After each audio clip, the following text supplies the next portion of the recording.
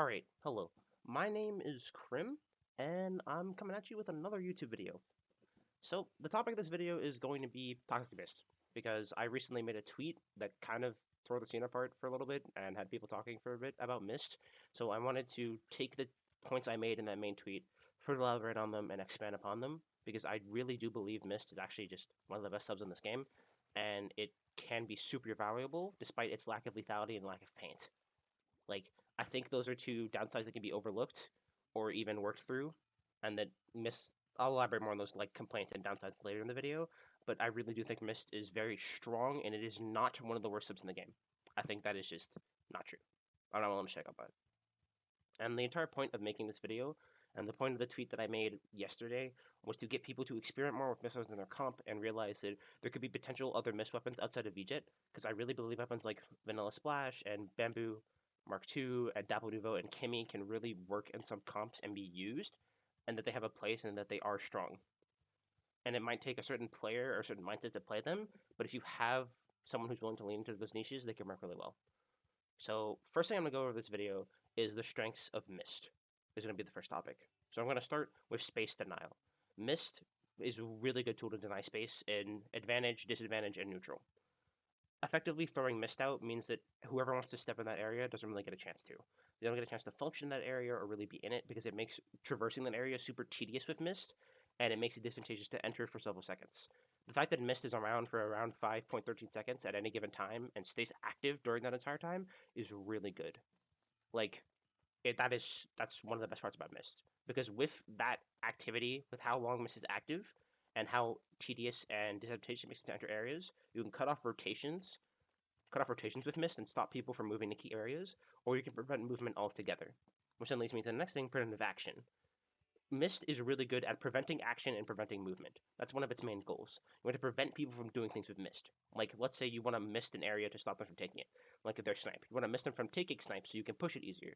You want to mist this, like, check or choke point in tower control or rainmaker so they don't push it to give you more time to stall. Mist prevents movement. And you can also use it to stop aggressive players from pushing up. If you miss the areas they want to push, or you miss the areas they're actively pushing into, you could stop them from pushing up, and you could stop them from being an active threat, because they'll get misted, and they'll be forced to leave.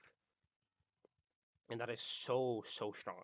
Especially when we live in a meta where we have a lot of strong weapons that could push up easily and waste a lot of your time. Being able to miss the area and force them out so you can retake it, and not allowing them to get set up, is a really good trait to have. So next point is going to be that it's really good at stalling pushes, specifically in clams, rain, and tower. I'm going to start with rain, and an example is going to be on screen right now. So with rain, when rain in this diagram I've shown, and this diagram is going to be on screen, I've shown a few key spots you could mist all over the map. And the example I'm going to be using is Sturgeon TC. Sturgeon RM, excuse me. Sturgeon RM. So with Sturgeon, you can mist, so let's say you're being pushed. They got into your court at this point, and you're being pushed. You can mist the box, the sponge, and top left, and your own top left to stop them from pushing. That effectively slows down Rainmaker and stops people from monkeying you on those areas, which then means you can slow down the pace of the game, stall for special, and push back in and stop the Rainmaker. Mist being able to give you those advantage states, or even allow someone to dive it and commit to killing Rainmaker or getting a pick on the enemy team. Mist can allow you to do that. And with the other two modes, being TC and Clam, you can prevent movement on TC checkpoints, or just in general areas that they want to take to prepare to push on TC. You can miss them and force them to get out of those areas so you can start to take that space again or start to fight. And with Clam, you can miss common areas that are used to push power clams through and get powers, or even missed areas where clams spawn to stop people from getting clams to help with clam control, or to force them to choose another area to push so you can buy yourself some more time and get them and funnel them into a better direction. So now that I've talked about how Mist can affect game state with area denial and then helping with push stall, I'm going to touch on specials next. So specifically, Mist can be a really helpful tool in keeping bubble nukes in check, because I'm sure we all know now squeezer bubble nukes or bubble nukes in general are super popular. So misting the bubble nuker will deplete their mist faster, meaning that you can possibly get a pick on them, or at least slow them down, which is super huge. So if you know someone's going to want to bubble nuke an area to clear it, you can mist that area and force them to move and choose another area. Because bubble nukes being dependent on your ink tank and having to throw a bomb to pop with a lot of weapons, if you throw mist at them, they're forced to react to it because it's going to deplete their tank, and that's huge. And also, I know Baller isn't really used that much, but I still want to mention this. Baller is equally invalidated in Mist. It slows down to a crawl, and they are either forced to explode or get shredded. So if you have Baller weapons, and like weapons like Brush Nouveau, if you want to slow them down, miss them. Miss their Baller, shred it, and just force them out. Like Mist forces a Baller to either like maneuver away from it, or if they get caught in it, they have to explode to protect themselves and see if they can get away afterwards. But even then, even after they explode, the Mist will still be active. So they could still be trapped. And then the next is a K52 part of checking Kenza 52, which is one of the most popular weapons in the game right now. So going into this, I want to explain what K52 is good for. K52, the entire reason this weapon is strong, it gets to go out a wall, it gets to throw out a wall pretty much anywhere it wants, swing out angles, and two-shot you. And it paints a lot, and it has a really good ability to stall with Wall and Booyah. So you're probably asking, how does Mist really contribute to stopping any of that? The answer is, again, comes with Mist's property to deplete ink. If you missed the area K52 wants to swing or throw a wall out, if you miss that wall, the 52 is not going to stand in it. It doesn't make sense to. Since 52's main goal is to force you to move and react to it and challenge it, like 52 wants to waste your time and it wants you to play its game. So if you miss 52 and force it to get out and force it to back up, and force it to change position, then you've effectively like hampered some of 52's potential to sell. And you can even like be able to pick them off easier if they're misted and are able to move. And if you have tool like bombs or you have teammates around, you can treat it like Umbrella, mist it, fight the Umbrella 2v1, and get rid of it. Because K52 Umbrella effectively do the same thing. Both of the or Peak Umbrella and K52 do the same thing. They throw out a defensive option, being wall or shield, peak corners, and two-shot you. And Mist works against really well. It worked really well against Brella, and it can work really well against K52. And I think honestly that's one of Mist's stronger points in this meta. That it could really help deal with K52 if that's in a nuisance. So chucking that at K52 is a pretty good solution. And I'm gonna link a clip from my friend Gingerbread Man as a proof of concept of this, as he did this in a solo game and showed it off really well. Like shout outs to Bread, super shout, like huge. Thank you, Bread. So next thing I'm going to touch on is Mist actually gives information as well through its audio cue that if someone is in your Mist, for example, I actually show this in game right now, you get a sound effect. You get a sound effect that they're in their Mist. So you will know if someone steps into your Mist if you get the audio cue, which allows you to tell where people are and aren't. Like if you have no one stepping in your Mist, you know for at least the time being that area is somewhat clear, and that you can take the space you've misted because there's no one in it. But if you get the audio cue and someone's like sharking and you just throw a mist, you know that person is there and you can call them out and react accordingly, which again is super huge. And last point I'm going to make with the benefits of Mist is that Mist can be used again to clear space and clean up kills. Mainly with aggros. If you're pairing with your aggro, you can Mist ahead of them or around the opponents that they're seeking to challenge. If you Mist around or ahead of them, it can help them clean up kills since Mist will debuff the person they're fighting. The other person they're fighting, meaning they lose ink quicker, can't move as fast, and overall just lose a lot of movement options. Meaning it will make it easier for your main aggro or whoever you're paired with to pick that person off, and it can really help clean up kills and clean up a lot of situations. And it'll give the person that's pushing up, you and that person, more space to work with if you missed ahead of it, and you know where people are going. Like it can be so strong to just miss ahead of an aggro and just watch them use the mist to their advantage to turn the situation around. It's so nice, especially if you pair mist with bombs. Like let's say you missed an area and then you want to bomb it, like you have a junior on your team and you want to double bomb it, like throwing bombs into mist, especially if you have people in that mist, is so huge.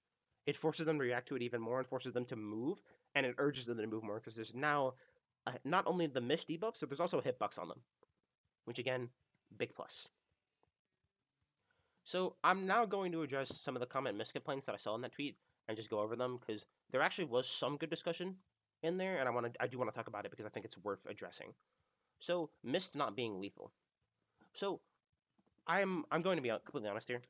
Mist's lack of lethality, while is an issue sometimes, it offers so much utility when Mist is used effectively, and what I've gone over above in this video previously, and how Mist is good, that you don't need Mist to be lethal if you're playing around it properly.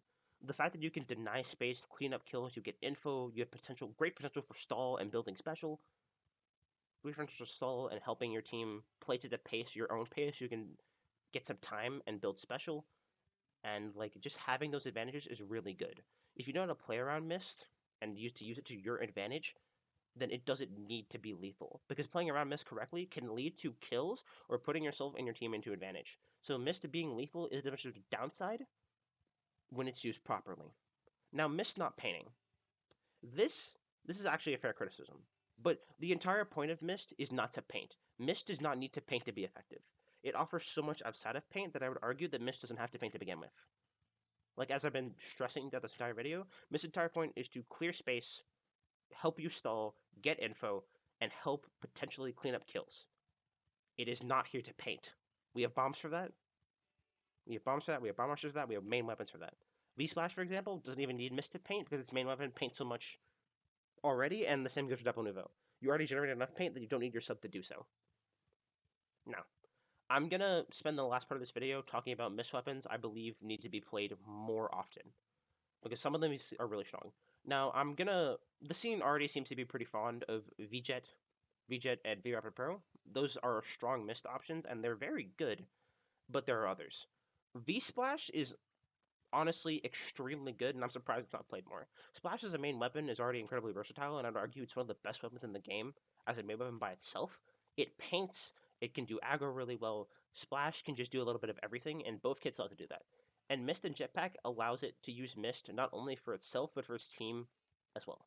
Because you can use the space Mist creates, plus with Jetpack, to clear areas.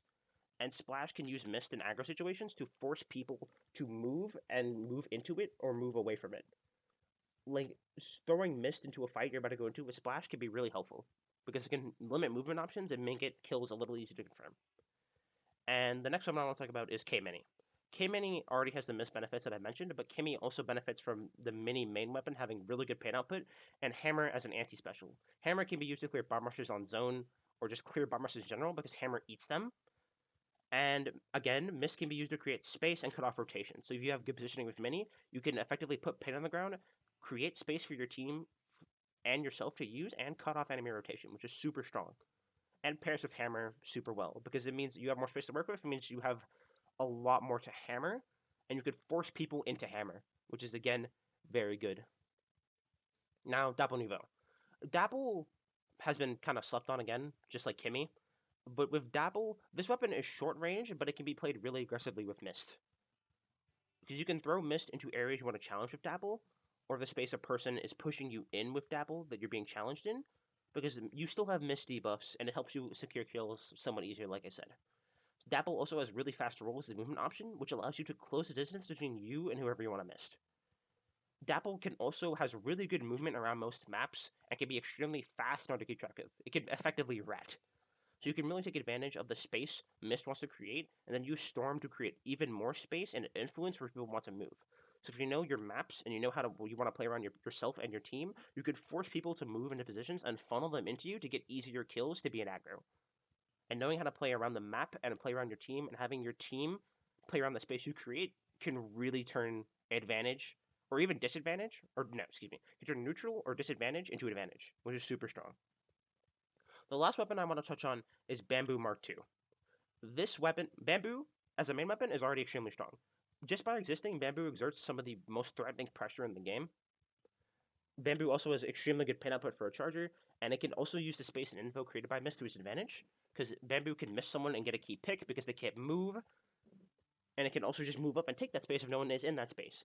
Burst rushing into Mist could also be an effective concept. Haven't really tried it out, but if Bamboo mains want to vibe check me on that one, or test it themselves using Burst Rush and Mist to confirm kills, let me know how that works.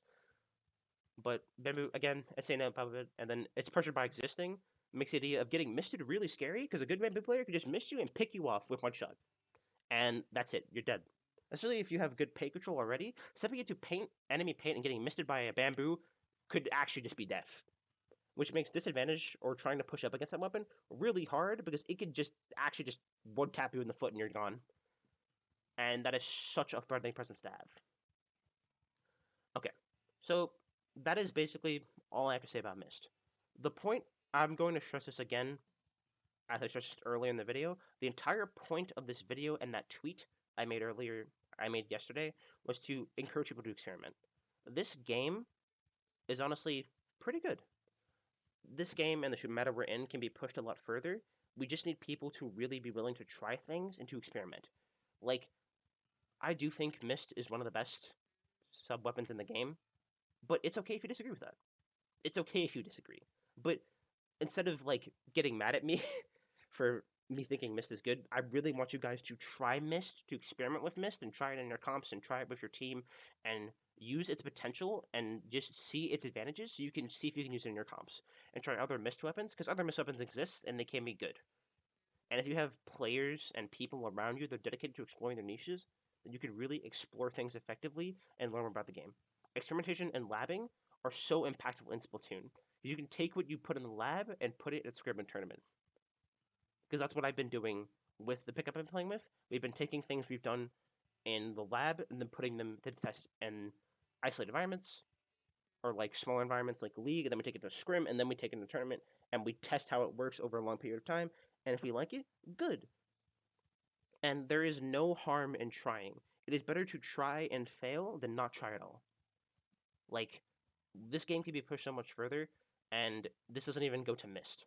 Just please experiment and try things in Splatoon 2. And that is basically it for this video. I hope you all enjoyed it, and I hope you all understand that Mist can be really good in the right hands. See you.